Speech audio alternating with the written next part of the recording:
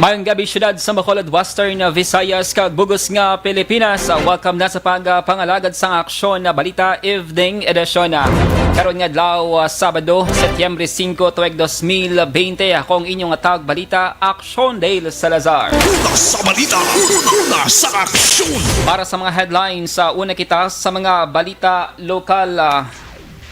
Masobra 500 nag-positibo sa COVID-19 sa tatlo kadlaw nga mass testing sa syudad sa Bacolod.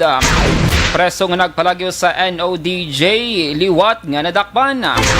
Sa balita National Police, iga-monitor ng social media sa posible quarantine violations.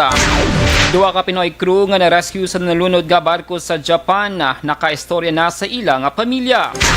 Sa balita international, kaso ng COVID-19 sa bugos nga kalibutan, nagdangat na sa 26.79 milyones. Sa sports balita, Rockets nakuha ang Game 1 kontra Lakers sa Western Conference semifinals. Kag sa showbiz balita, Mariah Carey nagpalabot man sang sempatiya sa pamilya kag abyan nga nalisdan ni Lloyd Cadena. Una sa balita, una sa aksyon. Detalye sang mga balita lokal pagkatapos gidamang sini.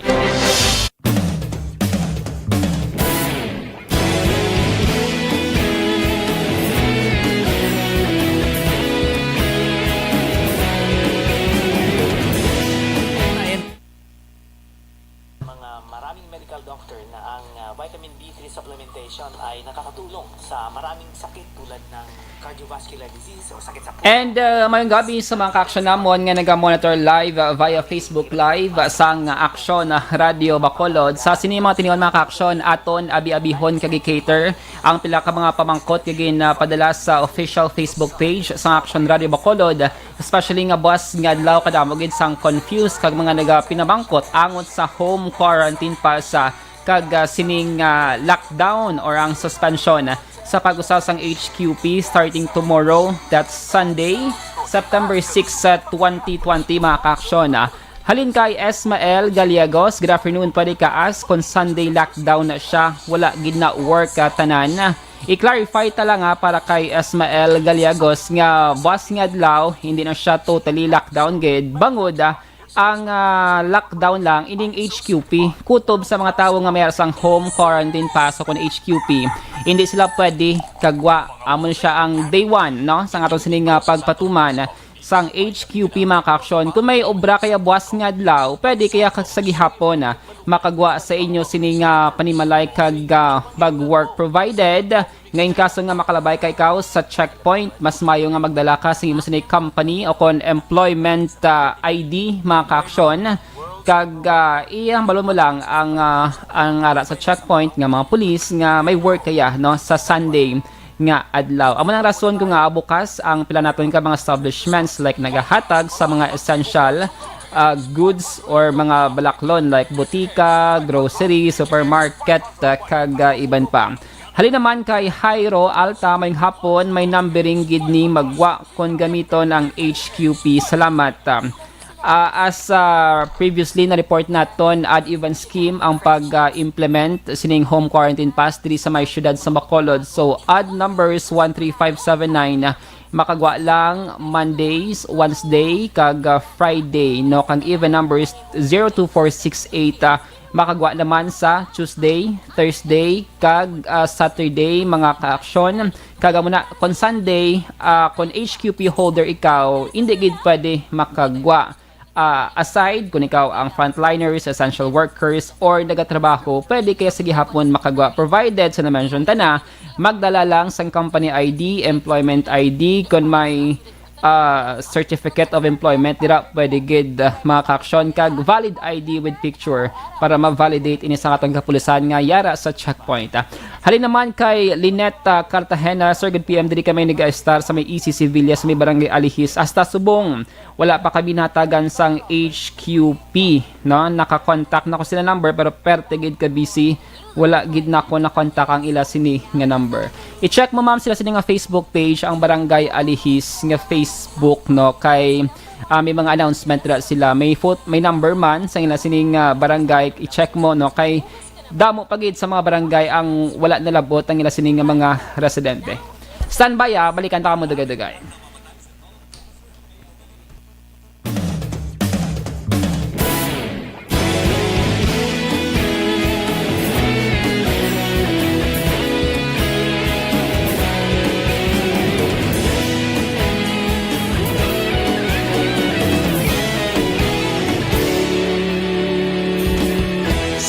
balita, una sa aksyon. Lasay sa 9 Action Radio Philippine Standard Time kagkaroon sa detalye na sang mga balita lokal. Naggangat sa 531 ang nag-positibo sa COVID-19 sa tatlo kadlaw nga mass testing diri sa may syudad sa Bacolod sa Agosto 27 tubto 29. Sa Nabluan, 4,384 ka mga tawo ang ginapaydalom sa mass testing sa Bacolod. Sa datos gikan sa talatapan ni Bacolod Vice Mayor Elcida Familiarana, 1,589 ka mga swab specimen ang ginapadala sa laboratorio sa Cebu, kag 212 diri ang nag-positibo sa COVID-19. Samtang 2,795 naman ka mga swab specimen ang gin-examine sa Teresita Halandone Provincial Hospital nga Molecular Laboratory, kag 319 diri ang nag-positibo. Ang ini nga programa ang ginapangunahan sang Kapitolyo Provincial nga gin-updan kag gin-suportahan sang LGU sang syudad sang Bacolod. Samtang nadakpan ang preso nga si Ramonito Ventura, samtang ginapangita pang upod sini nga si Jimmy Sablon matapos nga nagpalagyo sa Negros Occidental District Jail kon NODJ sa Agosto 31. Ginpahayag ni NODJ Jail Warden Chief Inspector Norberto Mesiano pag sa gintingog nga pwersa sa kapulisan sang Musha PNP, NODJ BJMP personnel kag mga barangay officials sa barangay Santa Cruz sa Banwa sa Musha, tigayon nga nadakpan sa Ventura pagi sa bulig sa mga pumuluyo. Sa Ventura ang temporaryo nga ginbutang sa Metro Bacolod District Jail Annex Male Dormitory Building sa barangay Handuman ng syudad sa Bacolod, samtang ginapaydalom sa investigasyon. Padayon man nga nagapanawagan si Mesiano sa mga pumuluyo nga ipabalo sa otoridad sa Sin-Umana ang makakita sa ginapanaguan sa isa pa ka preso nga si Jimmy Tablon. Sa Nabloan, tag 10,000 pesos ang padya nga gintanyag sa otoridad sa pagkadakop sa kada preso. Nakita namin yung kanilang ginharbor forest area, isusuktan sa Palahuayan, nag-ubra din sa mga propaganda sa may Santa Cruz. So, dito, ongoing na yung pagtak natin sa ila. Nabatian si NODJ Jail Warden Chief Inspector Norberto Mesiano. Samtang ginlimitahan ng close contact sa sang transaksyon kang pagsumeter sa mga dokumento sa mga departamento sa Kapitolyo Provincial sang Negros Occidental. Ining ginpahayag ni Progressive Alliance of Capital Employees o CONPACE President kay Provincial Safety and Security Division Head Renelo Lastiere. Suno kay Lastiere, dugang ining precautionary measures para mapunggan ang pagdamo sa kaso sang COVID-19. Suno kay Lastiere, may ginpahamtang man nga bulutangan sa mga ginasumeter nga papeles sa sagwasang pertahan ang pila ka mga departamento. Ulihing nag-positibo sa COVID-19 ang isa ka utility worker nga assigned sa Governor's Office. Ining rason ko nga agin na paidalom sa self-isolation si Negros Occidental Governor Bong Lacson kag 20 niya ka mga staff. Ginalimit natin aksyoналon ang contact sa tao mismo kung hindi gid lang kinahanglan nga mag-istorya. Documents kinapabilin lang sa sagwa, mayara kita designated table. Nabatian si PACE President Ranelo Lastiere. Sa dugang pang balita lokal, nagdugang sang personnel ang talatapan sang Bacolod City Disaster Risk Reduction Management Office o kon Bacolod CDRRMO. Ago di pa siguro nga mangin maayo ang ila ginahimo nga pagtrabaho. Ginpahayag na Executive Assistant Jomari Vargas, mayara na sang karon sang 5 ka mga team nga gintukod ang iya talatapan nga mong nagatutok sa pagpatigayon sang disinfection, COVID patient extraction kag emergency response. Ini nga lihok suno pa kay Vargas ang nagatuyo nga mahatagan sang nagakaigong at tiyempo para sa pagpahuway sang iya mga personnel pagkatapos sang ilang duty. Aminado maining nga nagresulta sang malawig nga inoras sa pagtrabaho sang iya mga personnel nga na-assign sa extraction team. Ang amat-amat na nga pagwa sa mga RT-PCR test results sang masobra 4,000 ka mga Bacolod noon nga nagpaidalom sa mass testing nga ginapatigayon tinalikdan nga simana. Nag-iba na kasi padukangan ko ng tao. So, iban ganyan, tapos one po, why ganyan po, why ganyan doon, mo isa advocate daw, duty naman. Para why ganyan sing over tamban sa tapoy, nag-exposure. Dapat yan si Executive Assistant Jomari Vargas.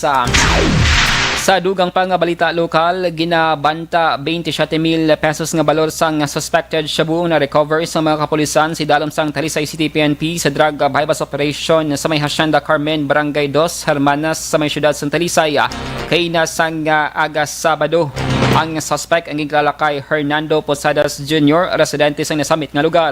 Sunod kay Police Major Jigger Jimenong Hepe sang Talisay City PNP, si Posadas ang ginakabig nga street-level individual kag naktuhan nga nagabaligya sang ginalaga shabu sa pulis nga nagpakuno-kuno nga pusher buyer. Nakuha sa suspect ang napulo ka mga plastic sachet sang suspected shabu. Ang suspect ang preso kung nahulong si karon sa may Talisay City PNP haga magapangatubang sa kaso nga pagbayolar sang Section 5 kag 11 sang RA 9165 o kung na pagbaligya kag paghupot sang illegal nga droga. Una sa balita, una sa aksyon. Lasay sa 14 Action Radio Philippine Standard Time sa imo pag-exercise.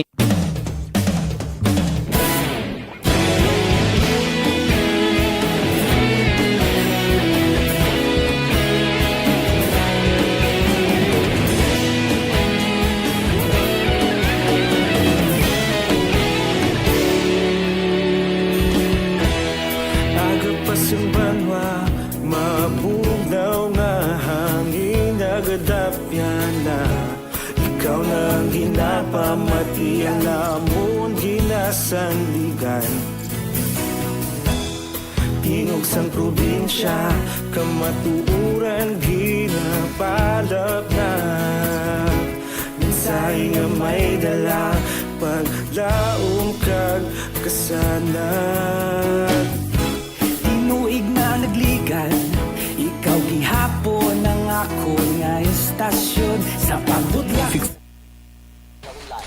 And we are back mga ka-aksyon para sa pagsabat sa inyong sinipila ka mga palabang kutanon hangon sining HQP diri sa may syudad sang Bacolod. Kaina ang last din naton nga nag-ask sa official Facebook page sa Action Radio Bacolod si Lynette Cartagena kung paano kay wala pa sa nakabaton sa ila sining HQP halin sa may barangay.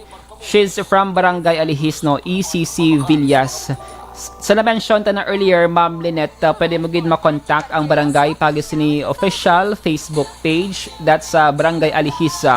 I-search mo lang Barangay Alihis kag pwede kada ka inquire para directly may baluan mo ang ila sini nga sabat, no, kay boss nga law dapat may HQP na gid, especially if wala ka na bilong sa mga essential workers o kung nagatrabaho, no, kuna Sunday nga adlaw.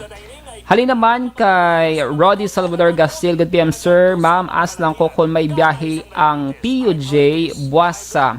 Salamat gid. Sir Roddy, may ara sang biyahe buwas nga adlaw ang mga public utility jeepney, tricycle, tricycad o kon public transportation. Allowed sila nga magbiyahe adri sa may syudad sa Bacolod under GCQ. O galing ang problema diri base, no? Hindi pa natin mapaktan kung ano mangin sitwasyon buwas nga adlaw kung baladamo nga mga PUJ, ang mga drivers ang magabiyahe buwas nga adlaw.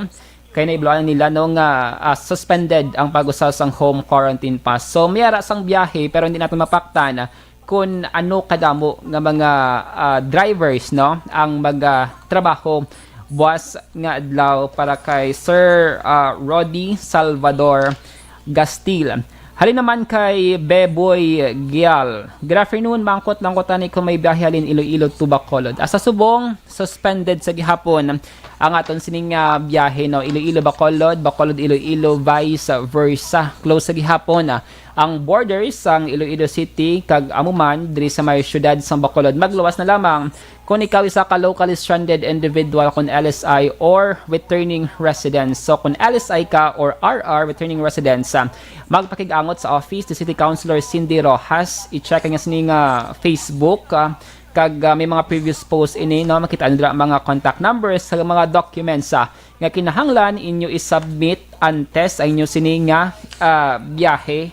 So para makatabo ka mo diri sa mga syudad sa Bacolod. Kabay pa kay Sir Beboy Gial, nasabat ko ang imo sining pamangkot. Okay.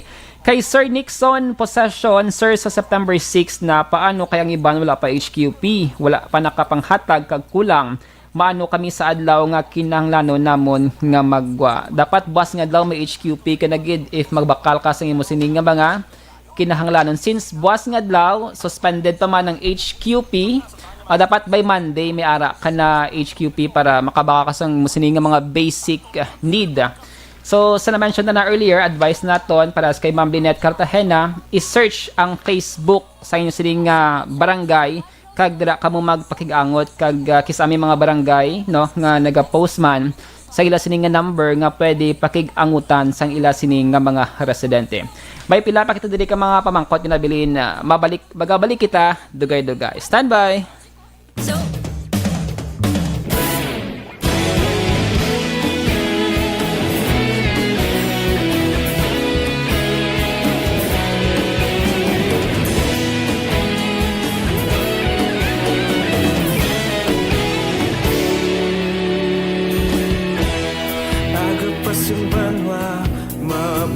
Balita, una sa aksyon!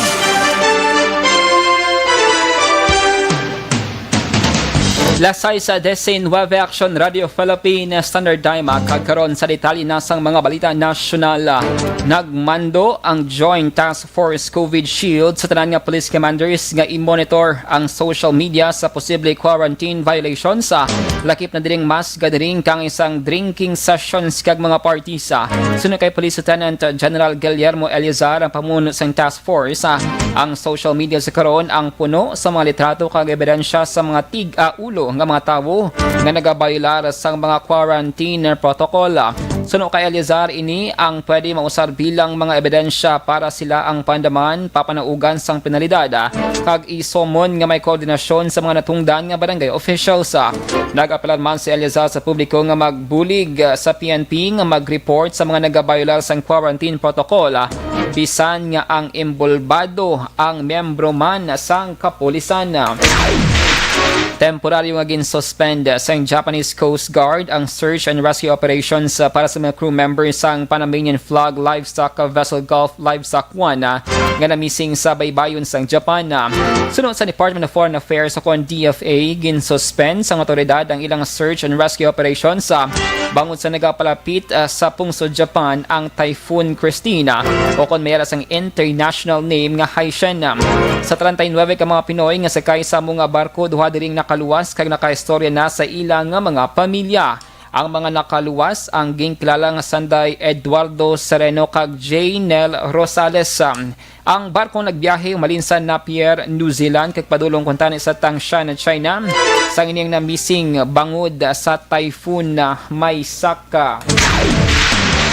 Patay ang isa ka pulis matapos gintiro sang riding in tandem suspect sa may tandang Sora Avenue, Barangay Culiat, Quezon City, takna las 9:15 kinasang aga, Sabado.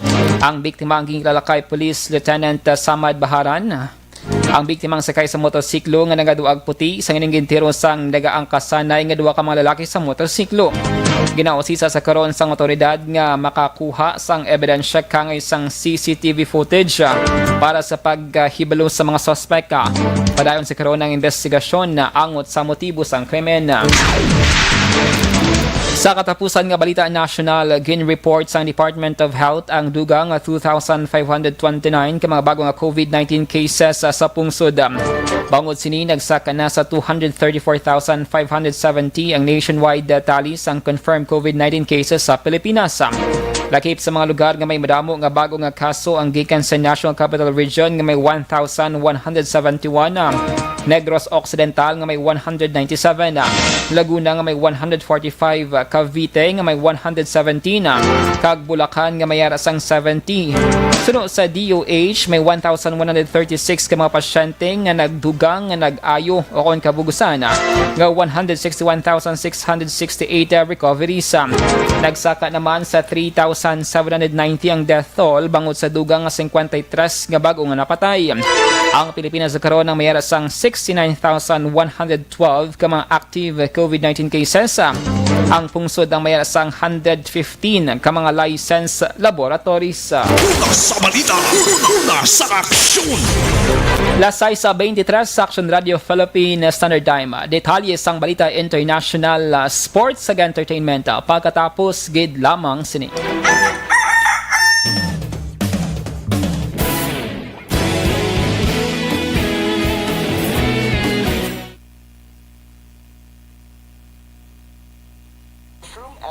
And we are back mga ka-aksyon na last and final stretch para sa inyo sa mga concern kag pamangkot nga ginpadangan sa official Facebook page sang DYEZ. Halin naman kay Sir or Ma'am Iris Montesa, paano bi Ma'am or Sir ang may mga duty buwas makagwa lang Sir? Yes, na-mention ta na ang HQP suspended lang kung may ara ka mo sang HQP. Amo siyang lockdown nga ginanamin no under sa executive order ni Mayor Bing Leonardia. Pero kung may obra kaya buwas, private sector, government officials, government employee, frontliners, nag-obra sa butika, supermarket, BPO, kundiin ka man dira, pwede kaya makagwa no since ining mga nagatrabaho, mga working person exempted sa home quarantine pass nga ginatawag, provided nga magdala kamo sa inyo sining nga mga company ID kag valid ID with picture para ipakita or i-present sa mga kapulisan naton nga nagabantay sa checkpoint. Okay? Halin naman kay Repolidon Lau sa Florni, ang wala HQP employed, no? Sa mention ta na, basta gani employed ka, whether public, private sector, o kung gobyerno dira, pwede ka lang sa gihapon nga makagwa, provided nga magdala ka sa imo sini nga company ID kag employment ID kag valid ID with photo or picture. Halin naman kay Sir Vicente Medencele, Sir, good day. Sa Noahan ma-resume ang sweeper flight para sa mga OFW. Stranded gid kami diri sa Manila, Sir. Hopefully, mag-resume na ang flight, Sir. Okay? So, according kay City Councilor Esral Salanga, may rasang panibagong moratorium nga ginhatag no, ang national government para sa mga biyahe sa mga returning OFWs, mga ka-aksyon. So, nakita rin nato nung hasta pa sa September 7 ang suspension sang biyahe sa mga OFW public diri sa may Bacolod kag Negros Occidental. So September 7, so ginapaabot nga by September 8 meron na sang biyahe para sa sweeper flights sa mga kauturan naton nga mga OFWs. So mo tong pila ka mga pamangkot gigin palabot sa mga ka-aksyon naton sa official Facebook page sang Action Radio Bacolod. And greet lang ang nag-monitor karon si Sir Franklin Telohidio. Good evening lang da si Maction Dale. Monitor lang ko live on Facebook. Salamat gid.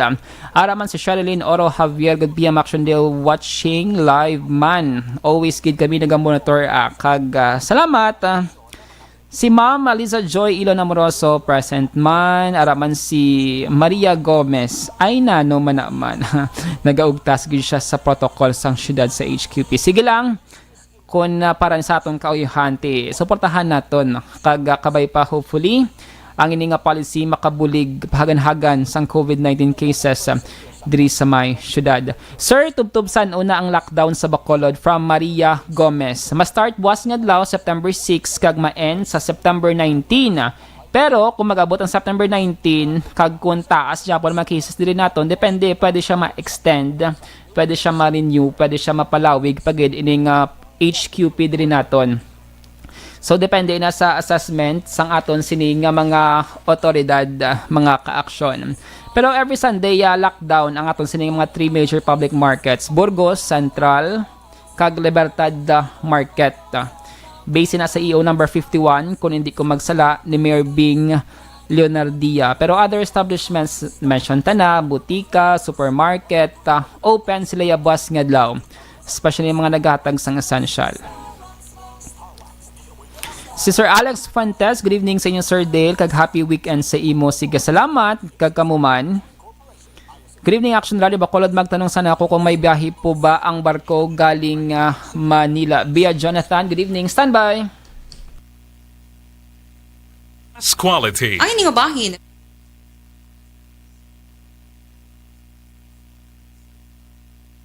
Una sa balita, una sa aksyon. Lasay sa 28 Action Radio Philippine Standard Time. Kagkaroon sa detalye na sang balita international. Nagdangat na sa 26.79 million ang kumpirmadong kaso ng COVID-19 sa bugos nga kalibutan. Base sa pinakauli nga datos, nagapanguna sa gihapon ang Estados Unidos sa may pinakadamong COVID-19 cases nga may asang masobra 6.3 milyon. Nagasunod ang Brazil kag India nga may masobra 4 ka milyon, kag Russia nga may asang masobra 1 million COVID-19 cases. Nagapakita sa datos nga nagdangat na sa 878,958 ang napatay bangod sa COVID-19 sa mga nagkalinlain nga mga pungsod. Bayaran naman sang 18,904,050 ka mga total recoveries o kung nag-ayo sa COVID-19 sa bug-os nga kalibutan. Una sa balita, una sa aksyon. Sa sports balita, ginlutos sang Houston Rockets sang Los Angeles Lakers sa Game 1 sang Western Conference semifinals sa score nga 112-97. Ginkontrol sang Rockets ang hampang tubtob ika-4 nga quarter. Nanguna sa Rockets si James Harden nga may 36 points kag nagduga naman si Russell Westbrook nga may 24 points kag 9 rebounds. Sa bahin sang Lakers naka-score si Anthony Davis sang 25 points, 14 rebounds kag may 3 ka steal. Samtang si LeBron James naman ang may 20 points, 8 rebounds kag 7 ka assist. Suno kay Harden ang ila depensa amo ang nanginyabi sa ila kadalagan. Una sa balita, una sa aksyon. Kag sato naman nga showbiz balita, nagpalabot man sang pakig-unong kag sempatiya ang American singer nga si Mariah Carey sa pagtaliwan sang Pinoy vlogger kag influencer nga si Lloyd Cafe Cadena. Si Lloyd ang kilala sa iyang mga skits sa duwa siya YouTube channel nga may 8.6 million subscribers. Nakalabot sa American singer ang balita nga si Lloyd ang isa sa iyang biggest fan. Nagaupod man sa kalisod ang fan group ni Mariah sa Pilipinas nga ginalakipan man ni Lloyd. Pagi sa Twitter, ginpahayag sang singer nga iya ginapangamuyuan ang pamilya kag mga abyan sang nilista ni Lloyd. Suno pa kay Mariah, R.I.P. Lloyd, you will be missed kag mayara man sang broken heart nga emoji. Una sa balita, una sa aksyon.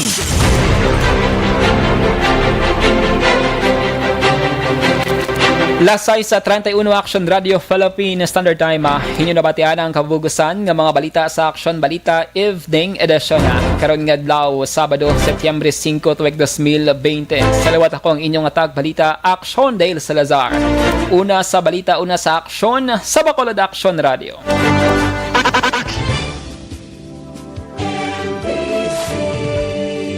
Manila Broadcasting Company. Sa balita, komentaryo, issue, serbisyo publiko. Aksyon Radio. Sa Bacolod, Aksyon Radio. Aksyon Radio.